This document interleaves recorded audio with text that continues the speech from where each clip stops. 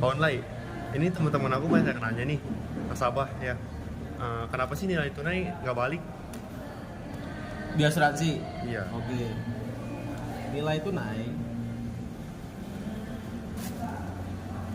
nggak balik. Pertanyaannya kan itu ya. Iya. Nilai tunai nggak balik di asuransi itu kenapa? Why gitu. Kita tahu nih, asuransi itu kan sebetulnya Iya. buat mengcover resiko, Iya. bukan program keuangan yang digunakan untuk mencari laba, mencari keuntungan. Jadi singkat ceritanya, kita tuh baru untung di asuransi kalau kita klaim. Pertanyaannya mau nggak klaim? Jawabannya pasti nggak mau juga dong, karena nggak ada orang yang mau sakit kan. Nah, terus ada juga pertanyaan, kenapa nilai tunai nggak balik? Kalau gue nabung di asuransi, gue nabung 1 juta, tahun ke-10 katanya dijanjiin balik modal, ternyata duit gue baru cuman sekitar 50 juta, harusnya 120 juta.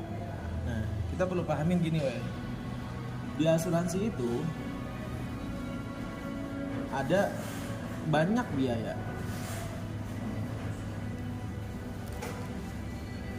Nah, salah satunya yang paling penting adalah nih, ini gua tandain merah nih,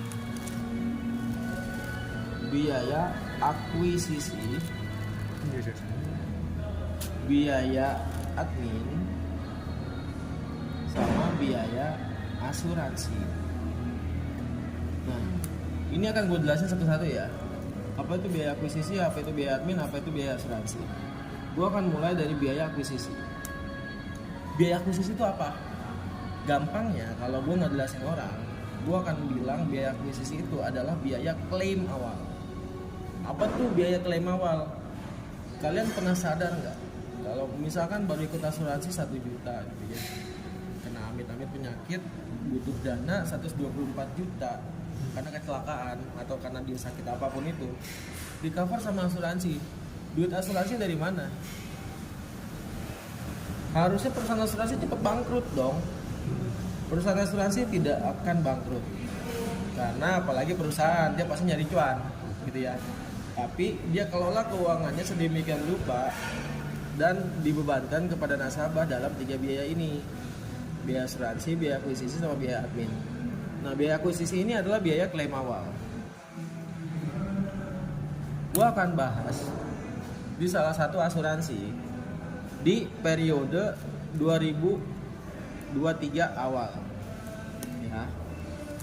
Gua akan sebut di sini asuransi P. Ya. Di sini tabungan nasabah di P. Oke. Dan disclaimernya, nilai tunai di sini artinya itu bukan nilai tunai untuk renov rumah, bukan nilai tunai yang bisa digunakan untuk naik haji atau buat gaya hidup. Nilai tunai di sini fungsinya adalah cadangan dana. Yang pada konsepnya sebenarnya cadangan dana ini dibuat sama perusahaan asuransi agar polis kalian tetap aktif. Jadi bukan untuk, sekali lagi, untuk yang gaya hidup ya, bukan. Apalagi biaya hidup. Nah, misal nasabah nabung nih atau ikut premi nih, premi 1 juta per bulan ya. Normalnya biasanya kita pakai perhitungannya itu 1 juta disetahunkan, berarti dikali 12 bulan, which is sama dengan 12 juta per tahun. Oke, 12 juta tahun ini biasanya dibagi 2, proporsi proporsi asuransi 80%, proporsi saver itu 20%. Gampangnya, kasarnya bisa juga dibagi ininya 10 juta, savernya 2 juta, atau ininya 8 juta, ininya 4 juta. Ini sesuai keinginan nasabah, bebas. Saver di sini yang biasanya orang-orang bilang ini tuh investasi. Nah, nilai tunai itu sebenarnya nilai tunai ini. Gitu. Oke, gue lanjut nih. Biar gampang hitungnya, kita pakai asumsi yang 10 juta, asuransi savernya 2 juta ya. per tahun ya. Oke.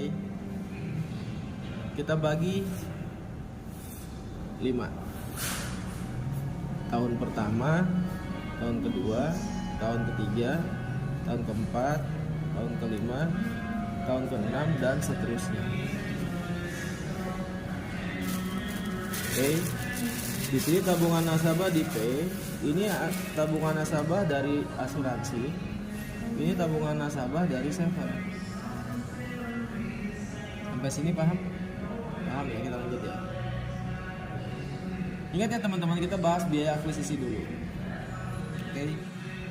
Biaya akuisisi itu adalah biaya klaim awal yang diambil dari pembayaran premi nasabah dari proporsi asuransi. Oke. Dia tidak ngambil dari saver, tidak, karena itu untuk cadangan dana. Dia ngambilnya dari asuransi.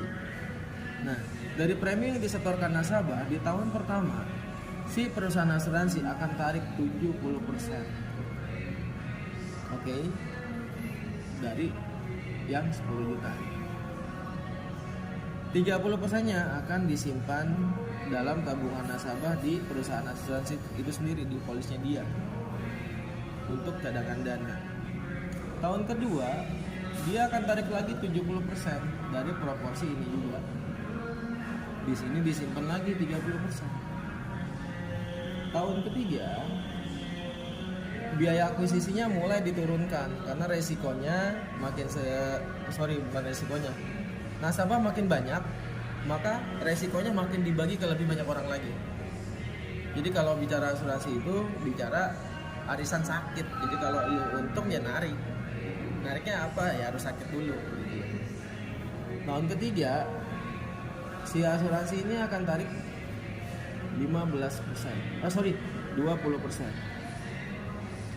Berarti masuk ke sini dari proporsi ini tahun ketiga itu 80%. Begitu juga di tahun keempat dan tahun kelima, dia naik 20%.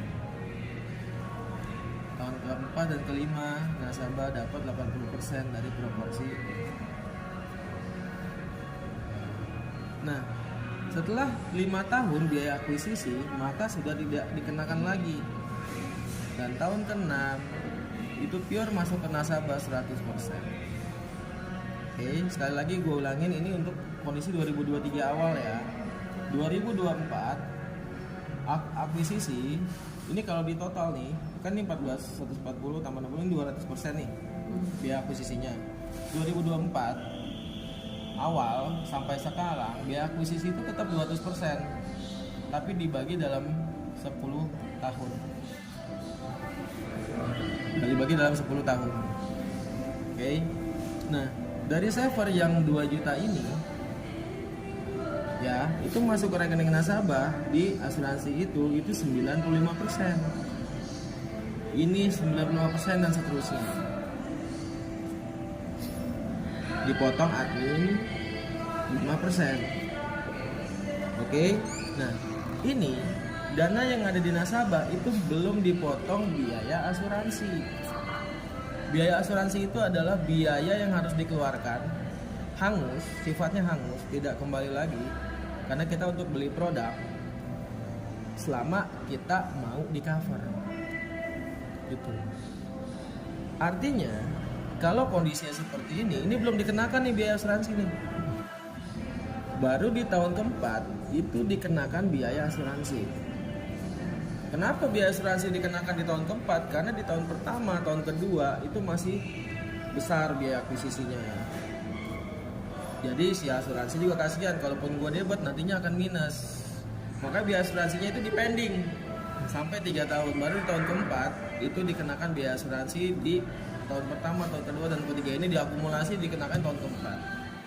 Jadi makanya tabungan nasabah rata-rata akan drop di tahun keempat karena mulai pendebetan biaya asuransi.